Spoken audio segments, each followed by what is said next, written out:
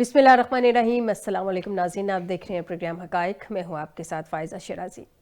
ناظرین، پچھلے کچھ دنوں میں ایک رپورٹ سامنے آئی تھی، چونکہ ہم باتیں پچھلے کچھ عرصے میں پاکستان میں کرپشن پہ تو بہت زیادہ باتیں کی جا رہی ہیں، ڈسکشن بھی بارہا کرپشن پہ کی جا رہی ہے۔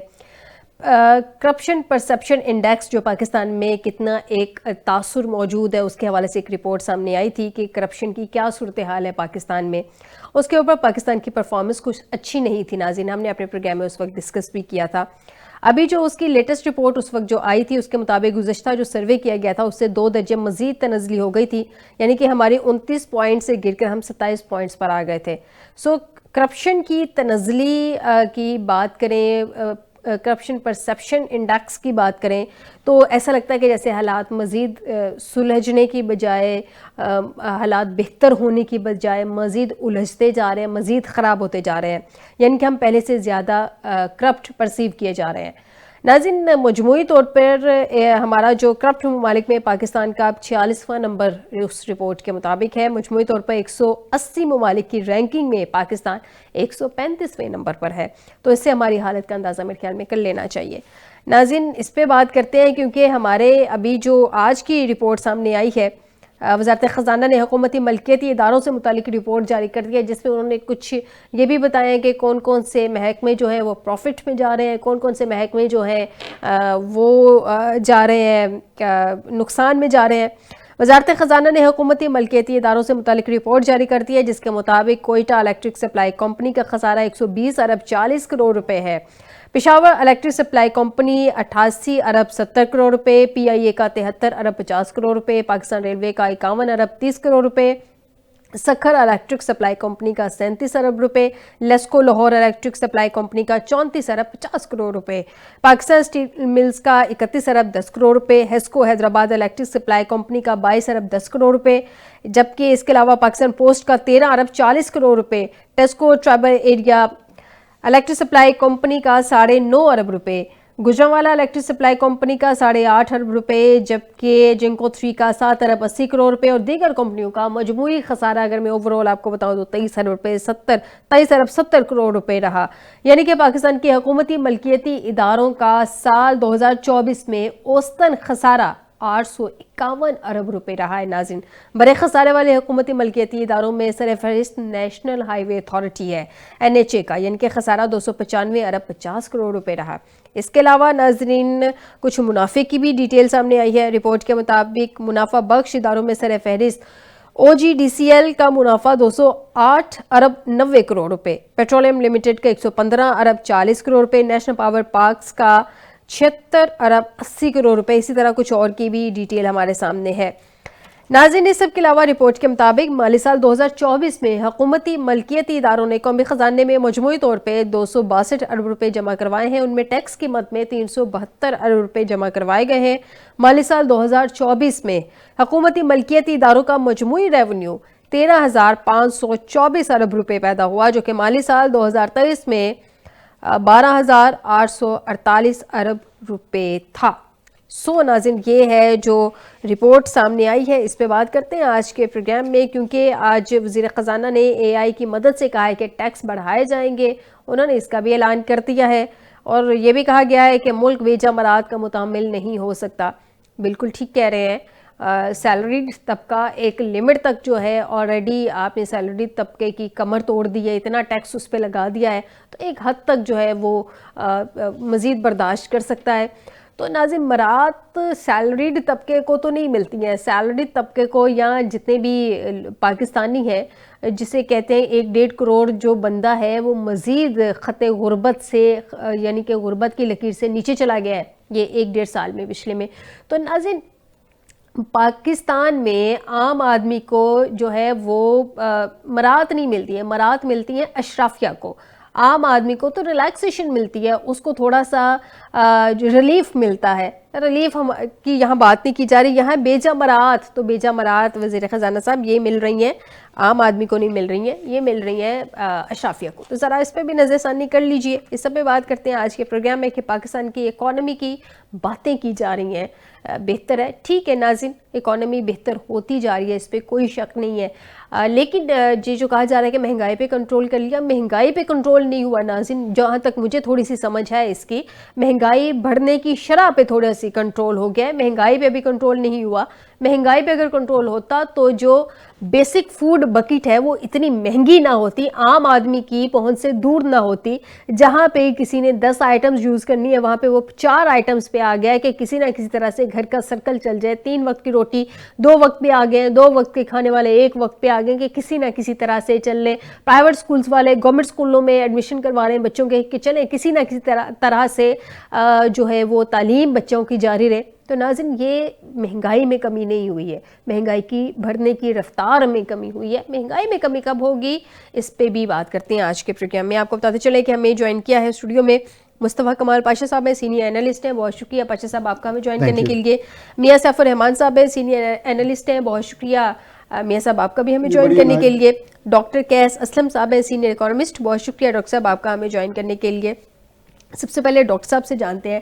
ڈاکٹر صاحب مجھے یہ بتائیے کہ مالی سال 2024 میں حکومتی ملکیتی اداروں کا اوسطاً خسارہ 851 ارب روپے رہا ہے. سر یہ رپورٹ سامنے آئی ہے، اس رپورٹ کو مد نظر رکھتے ہوئے سر آپ کیا کہتے ہیں کہ یہ جو اشاریے سامنے ہیں یہ مثبت سمت میں جا رہے ہیں یا منفی سمت میں جا رہے ہیں؟ بات یہ ہے کہ حکومت بات کرتی ہیں تو وہ یہ کہتے ہیں کہ مثبت ہے،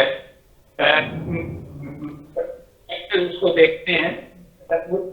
میں نے یہ دیکھا ہے کہ جو کوئی 20-25% پاکستان کی کیپٹل اس میں کچھ بہتری آئی ہے، مگر وہ جو 75-80% ہماری جو ہوم کیپٹل اکانومی ہے وہ تو بیٹھتی جا رہی ہے. ہم دیکھیں گے تو انڈسٹریلائزیشن ہوگی جب ہم پڑھیں گے، جب ہم کی جو ایگریکلچر ہے کریں گے. ہماری بجلی مہنگی ہے، ہمارا پیٹرول مہنگا ہے، ہماری گیس مہنگی ہے، ہم بہت انپوٹس باہر سے منگواتے ہیں، ہمارا پیٹرول مہنگا ہے. تو بیسک ہے جو بات کی ہے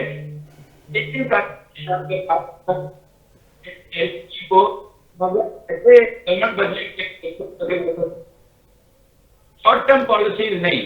اب سوال دکھنا ہے پیمنٹ کیسے کرنی ہے، اب کیسے کرنی ہے.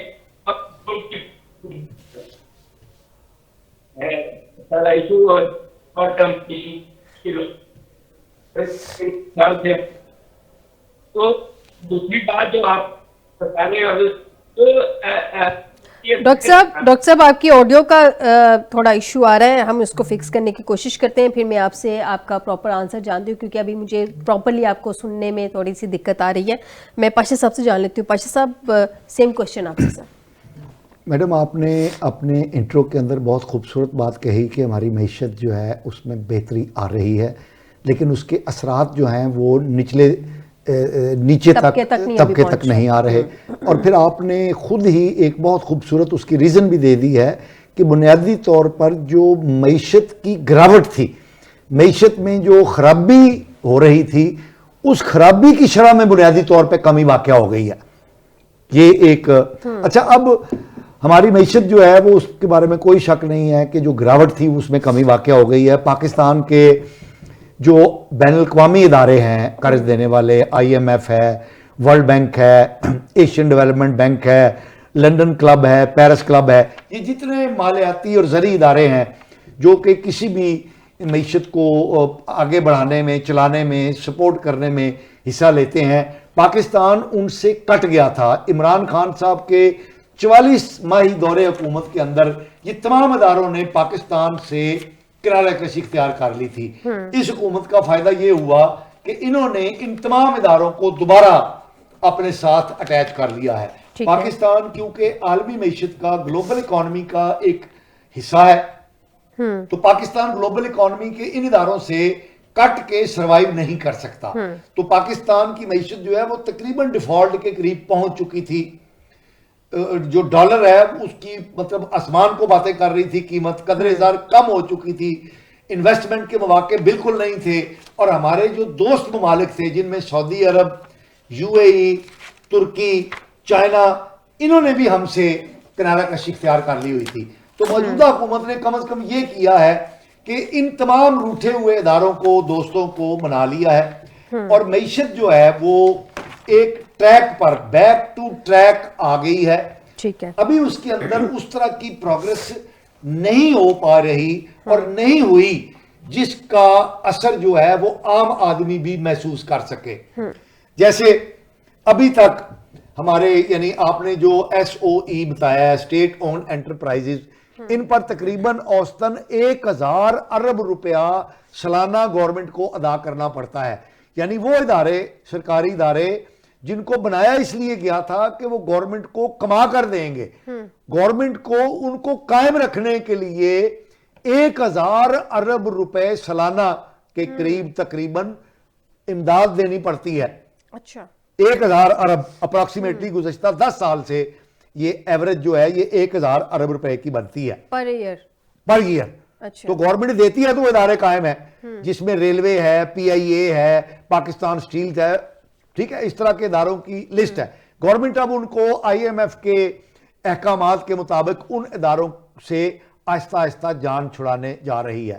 اور ان میں پاکستان نے جو جن سے جان چھڑانی تھی, جن کو پرائیویٹائز کرنا تھا, ان میں پی آئی اے سے انہوں نے سٹارٹ لیا. انفارچونیٹلی موجودہ حکومت جو ہے وہ اس میں بری طرح ناکام ہوئی ہے, وہ پی آئی اے کی نجکاری نہیں کر سکی ہے. اس کا مطلب یہ ہے کہ اتنی سنجیدہ فکری اختیار نہیں کی گئی, اس کا تو مطلب یہی ہوا نا. لیکن بہرحال حکومت جو ہے وہ دامے درمے سخنے جو ہے وہ کوشش کر رہی ہے. اب عوام تک جو جتنی بھی اچھائی ہو رہی ہے وہ عوام تک کیوں نہیں پہنچ رہی, اس کی 2 وجوہات ہیں. کہ عوام کی قوت خرید وہ کس طرح بڑھتی ہے کہ تنخواہوں میں اضافہ ہو, آمدنی میں اضافہ ہو. انفارچونیٹلی ہمارے ہاں ابھی تک فارن ڈائریکٹ انویسٹمنٹ نہیں ہو پائی, حالانکہ شرح سود 22% سے گھٹ کے 10-11% پر آ گئی ہے, 12 پہ. لیکن اس کے باوجود جو انویسٹمنٹ ہے وہ اس سپیڈ سے پاکستان میں نہیں ہو پا رہی, جس کی وجہ سے جو مواقع ہیں روزگار کے اور آمدنی کے جو مواقع ہیں وہ نہیں بڑھ رہے. تو اس کا مطلب یہ ہے کہ لوگوں کی آمدنیوں میں اضافہ نہیں ہو رہا, روزگار کے مواقع نہیں بڑھ رہے, تو ان کی قوت خرید جو ہے وہ ترقی نہیں کر رہی.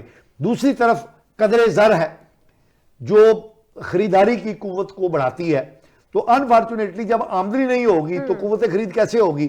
قدر زر کو گورنمنٹ نے ابھی تک ڈالر کی قیمت کو ایک خاص حد تک کھڑا کیا ہوا ہے, لیکن وہ بھی بڑی بلند سطح ہے, اس کو بھی نیچے آنا چاہیے. ہماری صنعتیں بھی تو بند ہو رہی ہیں, وہی کہہ رہا ہوں, یہ بھی لوگوں کی قوت خرید پہ کافی اثر آمدنی, میں نے وہی کہا نا کہ کیونکہ جاب لیس ہوتے جا رہے ہیں لوگ, کیونکہ انویسٹمنٹ نہیں ہو رہی, صنعتیں نہیں لگ رہی, جو صنعتیں موجود ہیں وہ بھی بند ہو رہی ہیں, تو لوگوں کو آمدنی کے ذرائع جو ہیں وہ محدود ہوتے چلے جا رہے ہیں, تو ان کی قوت خرید میں کمی ہو رہی ہے.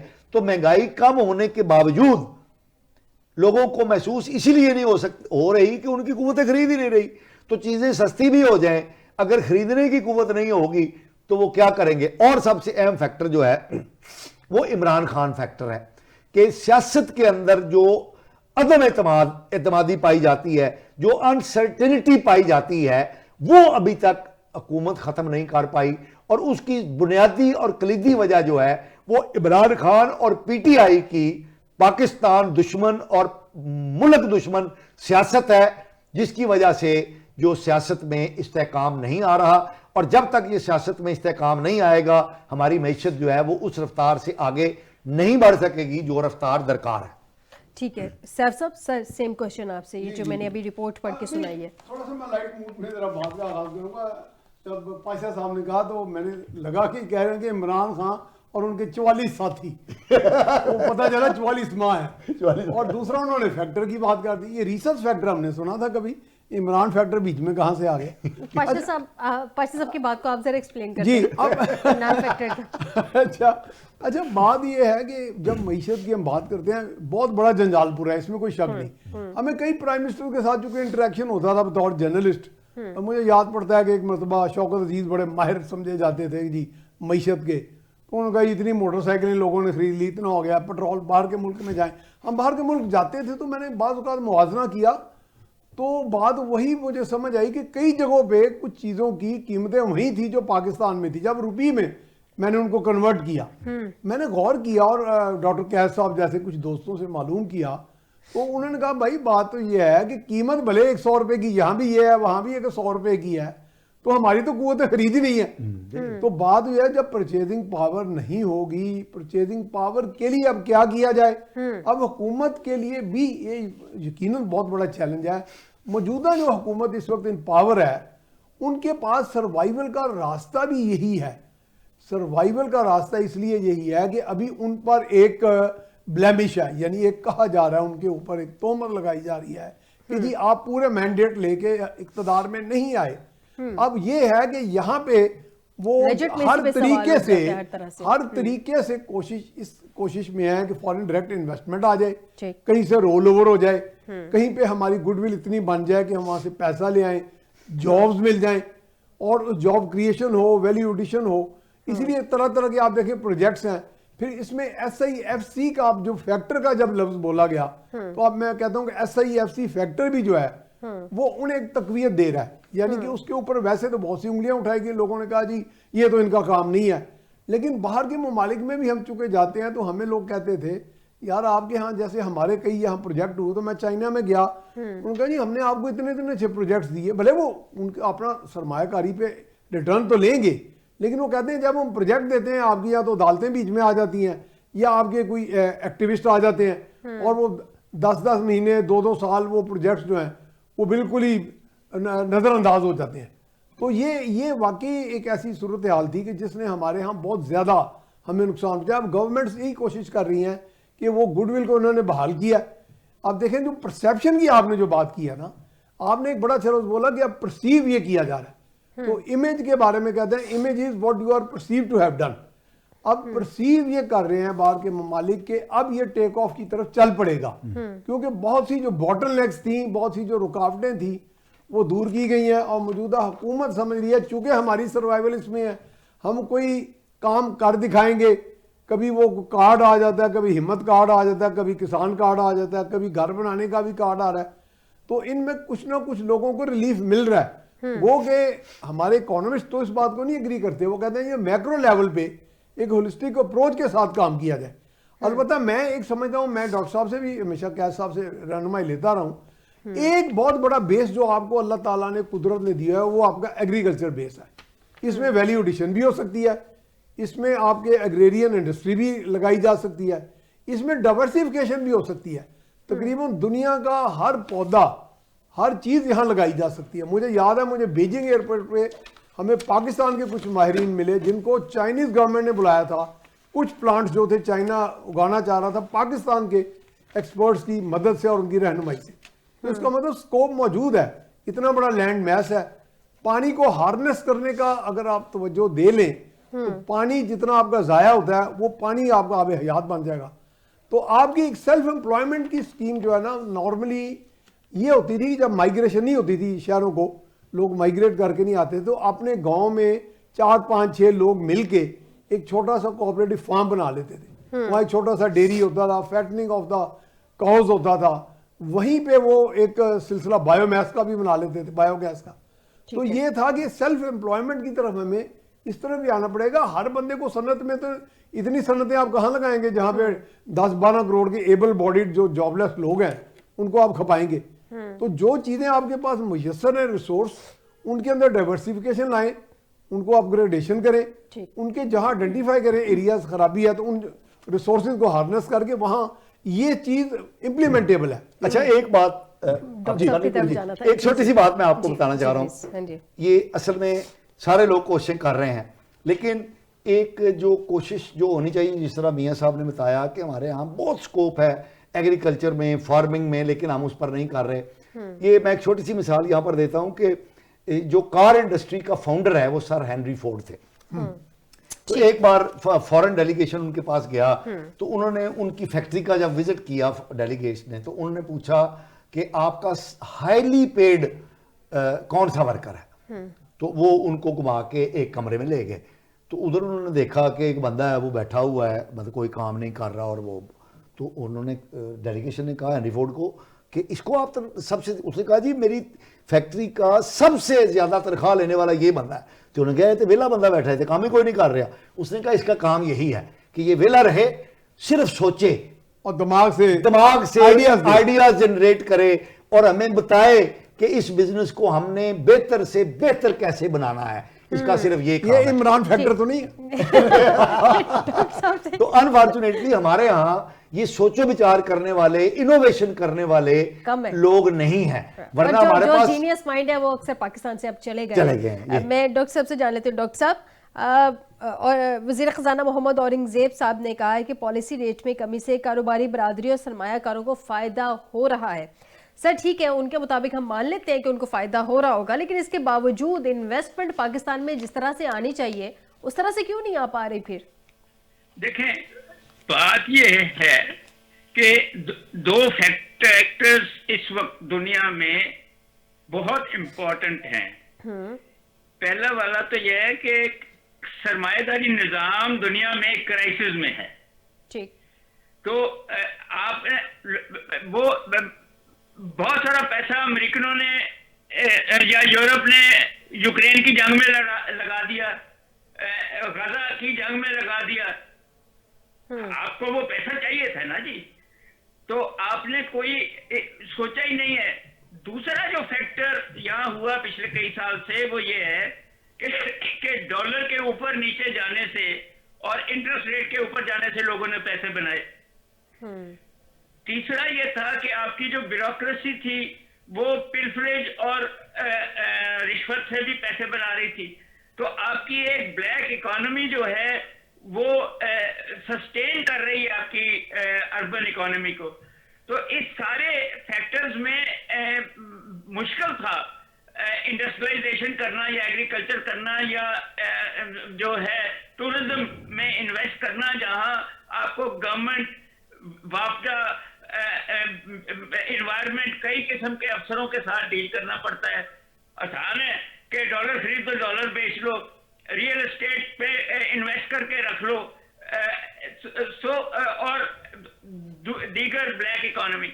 سو جب تک آپ ایک ایسا ٹیکس ہے جس کو ہم کہتے ہیں ونڈ فال گین ٹیکس, وہ 100% نہیں لگائیں گے کہ کسی حکومت کے کوئی سڑک بنانے سے جو آپ کی زمین کی قیمت بڑھ جاتی ہے وہ پیسہ گورنمنٹ لے جائے گی, تو پھر یہ اسپیکولیشن ختم ہو جائیں گی اور پھر لوگ جو پاشا صاحب کہہ رہے ہیں سوچنا شروع کریں گے کہ اب کون سا ہم کاروبار آنیسٹلی کر کے اس ملک میں.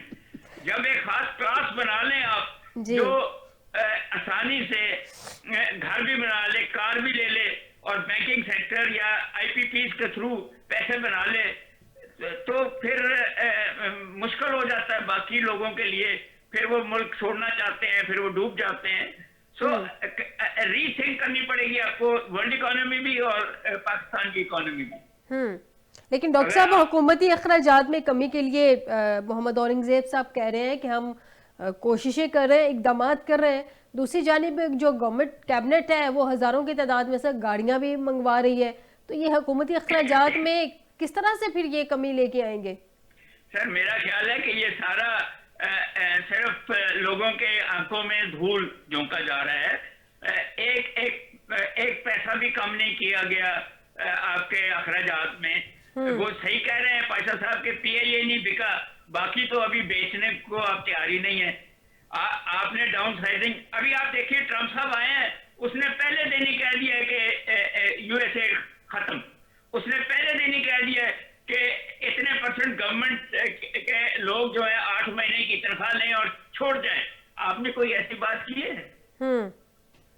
جب فیصلہ کر لیا جاتا ہے کہ اکانومی کو بہتر کرنا ہے, تو پھر آپ وہ سارے جو आपने सारे अदाद शुमार दिए हैं ना कि कौन से खसारे में जा रहे हैं जी। पहला काम तो ये करें कि ये जितने अदारे खसारे में जा रहे हैं, इनके जो बोर्ड्स हैं, इनके जो चेयरमैन हैं, इन सारों को निकाल दें। सजेशन फिर अच्छी आगे है। चले ना। आप क्या करेंगे, इनके वर्कर्स को निकाल देंगे, उनके चेयरमैन वही रहेंगे क्योंकि दोस्त यार हैं। तो मैं नहीं मानता कि ये कोई सीरियस रिफॉर्म्स करना चाहते हैं, क्योंकि ऐश हो रही है सारी की सारी। 20% इस मुल्क में मेरा ख्याल है कि कोई 50 मिलियन पाकिस्तानियों के पास बहुत पैसा है, और नॉट नेसेसरी वो सारे के सारे जो है लीगल पैसा है, या नॉट नेसेसरी वो सारे देते हैं टैक्स। तो आपको सिर्फ रीथिंक नहीं करना, आपको बिल्कुल चंद महीनों में ड्रास्टिक चेंजेस करनी पड़ेंगी, तो फिर ही काम चलेगा। वरना, और अभी भी इस मुल्क में लोग सोचने वाले हैं, वो जिस तरह पाशा साहब ने कहा कि उनको दें एक मौका कि जी 4 बंदे बिठा लें कि जरा ये प्रॉब्लम को सॉल्व तो करो। मैं तो ये समझता हूँ कि 5 लाख का अगर आप कहें कि बिजली का मसला हल करने के लिए 5 लाख का इनाम है, सारी यूनिवर्सिटियां आपको हल ढूंढ देंगी। आपने कोई ऐसा कंपटीशन कराया है? सही कह रहे हैं।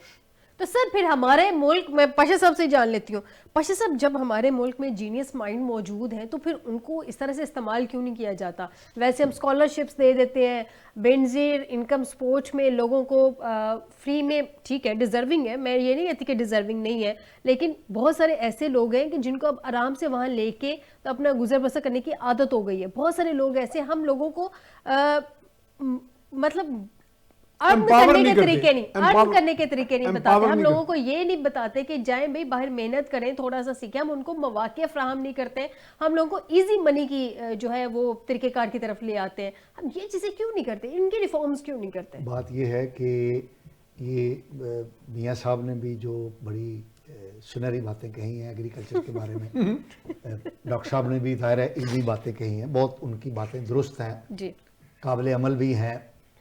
आप देखिए कि ये मेरी बात भी बीच में शामिल है, लोगों को एम्पावर करें, मेरी बात भी बीच में शामिल माशाल्लाह आपने तो बहुत लोगों को एम्पावर करें, ठीक है, इजी मनी की आपने बहुत अच्छा इंट्रो दिया और उसको आपने बहुत लगता है अच्छी तरीके से तैयार किया है। देखें पाकिस्तान एक ज़री मुल्क है और ये मैं नहीं मानता ये बात सर, हमारा जो 52% आपका जीडीपी जो है सर्विस से आता है। आई एग्री सर, लेकिन मैं दूसरे तरीके से आपको बता रहा हूं कि पाकिस्तान की 67% पॉपुलेशन जो है वो देहातों में रहती है। पाकिस्तान में जो हमारी इंडस्ट्री चलती है उसकी सारी बुनियाद जो है वो एग्रीकल्चर प्रोड्यूस पे होती है, और हमारी जो ज्यादातर पॉपुलेशन की लिविंग है वो एग्रीकल्चर के साथ, लाइव स्टॉक के साथ, जमीन के साथ वाबस्ता है।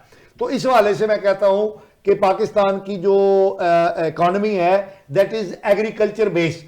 आप जो बात कर रहे हैं वो ये है कि पाकिस्तान की जीडीपी में जो कंट्रीब्यूशन है, जो 3 बड़े मेजर कंट्रीब्यूटर हैं, उसमें सर्विस सेक्टर है, उसमें इंडस्ट्री है, उसमें एग्रीकल्चर है।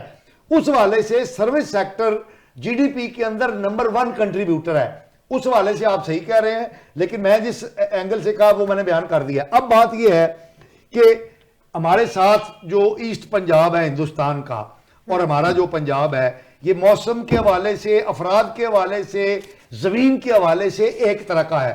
मियाँ साहब क्योंकि जमीन से जुड़े हुए हैं, अराई भाई हमारे, ये मेरी इस बात की तारीफ मैं काश्तकारी करता रहा, मैं वही कहा ना, आप क्योंकि जमीन से जुड़े हुए हैं, तो जो ईस्ट पंजाब की जमीन है और जो हमारी जमीन है वो नेचर के एतबार से एक ही है। अब मेरी वेस्ट पंजाब में है वैसे उसके अलावा लेकिन उनकी जो एग्रीकल्चर प्रोड्यूस है पर एकड़ यील्ड है वो पाकिस्तानी लैंड से 3 गुना है। एम आई राइट सर? ठीक है, यानी पर एकड़ यील्ड जो है उनकी हमसे 3 गुना ज्यादा है। उनके जो जानवर हैं, उनकी जो गायें हैं, जो उनकी भैंसें हैं, उनकी जो भेड़ें बकरियां हैं, वो जो दूध देती हैं वो तकरीबन 3 गुना ज्यादा हमारी भैंसों से देती हैं। तो वजह क्या है?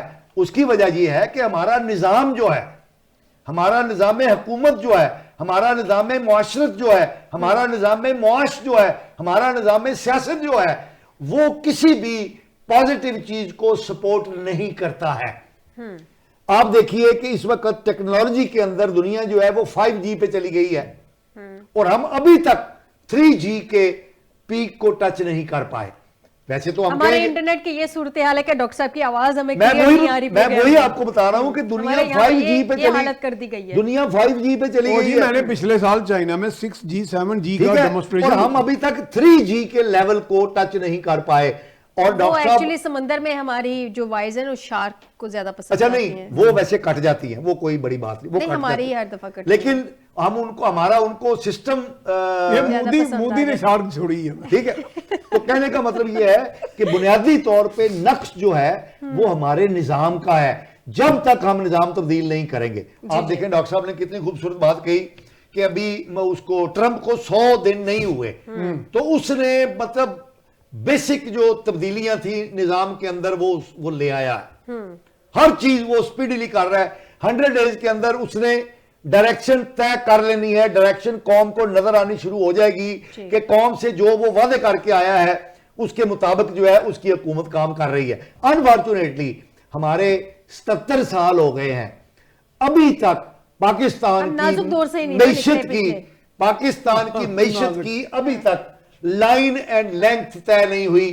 پچھلے 77 سال سے پاشا صاحب ہم نازک دور سے نکلیں تو لائن اینڈ لینتھ طے کریں نا. ہم ہر دفعہ یہ سنتے ہیں پاکستان نازک دور سے گزرا ہے. ناظرین, اس سے پہلے کہ پاکستان کے بارے میں مزید سیاستدان یہ کہیں کہ نازک دور سے گزرا ہے, ہم ایک چھوٹی سی بریک کی طرف جاتے ہیں. بریک سے واپس آتے ہیں تو یہ جو کرپشن پرسیپشن انڈیکس میں ہم مزید تنزلی کا شکار ہو گئے ہیں, اس کی وجوہات کیا ہیں یہ جانتے ہیں ایک بریک کے بعد.